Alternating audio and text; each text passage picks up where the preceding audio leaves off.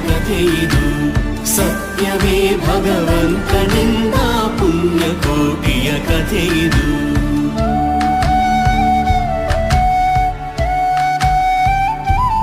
ಪುಣ್ಯಕೋಟಿಯ ಮಾತ ಕೇಳಿ ಕಣ್ಣ ನೀರನು ಸುರಿಸಿ ನೊಂದು ಕನ್ಯೆಯವಳನು ಕೊಂದು ತಿಂದರೆ ಮೆಚ್ಚನ ಪರಮಾತ್ಮನು